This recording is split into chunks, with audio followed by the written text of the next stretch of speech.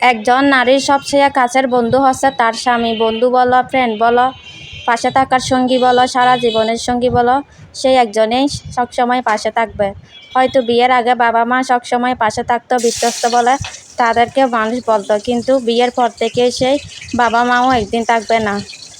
বিয়ের পর থেকে শুরু হয়ে যাবে স্বামী স্ত্রীর ভালোবাসার মুহূর্ত। যদি স্বামীটা হয় কাটি, যদি হয় দুজনের ভালোবাসা।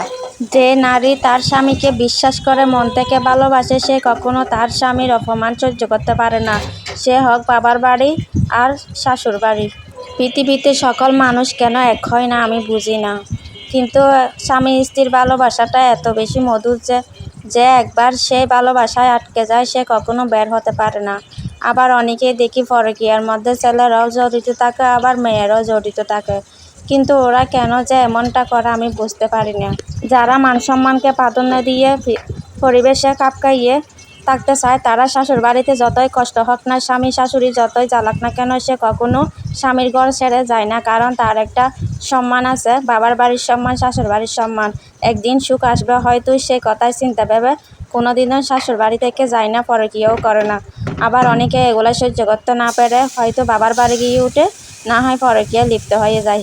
যাদের সোসাইটিতে কোনো শিক্ষা দীক্ষা নাই, কোনো বস্তিতে বড় হয়, মা বাবার কোনো ঠিক ঠিকানা থাকে না, তারাই হচ্ছে এগুলা করে বেড়ায়। তাদের তো আর মান সম্মানে কোনো কিছু যায় আসে না, এই জন্য তারা পরকীয়ায় লিপ্ত হয়ে যায়, স্বামী স্ত্রীর মধ্যে ঝগড়াঝাটি সৃষ্টি করে। যাই হোক, দিন শেষে ভালো থাকতে গেলে একটু ধৈর্য ধরতে হবে আর হচ্ছে পরিশ্রম করতে হবে। মানুষ শুরু থেকে কেউ বড়লোক হয়ে জন্ম নেয় না, হয়তো তার ভাগ্যে থাকতে হবে, না হয় ভাগ্যে না থাকলে সে আগের মতো জীবন নিয়ে সে মৃত্যুবরণ করবে। তাই আমরা হাল ছেড়ে দেব, আশা ছেড়ে দেব, এটা কোনো দিনও না। আল্লাহ কখনো এরকমটা বলে নাই। সবাইকে হালালভাবে রিজিক উপার্জন করার জন্য আল্লাহ আমাদেরকে বলে দিয়েছে। তাই নিরাশ না হয়ে আমরা সবাই সবার পাশে দাঁড়িয়ে একে অপরের সাহায্য করব। দুই দিনের দুনিয়ায় কি আর অহংকার করা যায়? অহংকার না করে সুশীলভাবে পর্দার ভিতর থেকে সবাই সবার কাজগুলো করে যেতে পারি আমরা।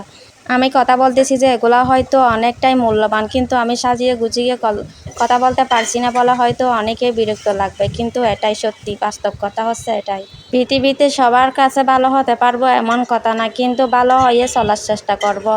মানুষের কাছে ভালো হতে না পারলেও আল্লাহ তো দেখে, আল্লাহর কাছে ভালো হতে পারলে আমার জীবন সার্থক। ছেলেরা বলে মেয়েরা নাকি পুরাতন হয়ে গেলে তাদের দিকে তাকানো যায় না। যখন সন্তানের মা হয়ে যায় তখন তার বড়ির অন্যরকম হয়ে যায়, চেহারার কালো দাগ বরণের দাগে তার চেহারার দিকে তাকানো যায় না। কিন্তু তার সংসার এসে তার পোলাপাইন মানুষ করাতে গিয়ে যে বড়ির রেহাল হয়েছে সেটা কেউ বুঝতে চায় না।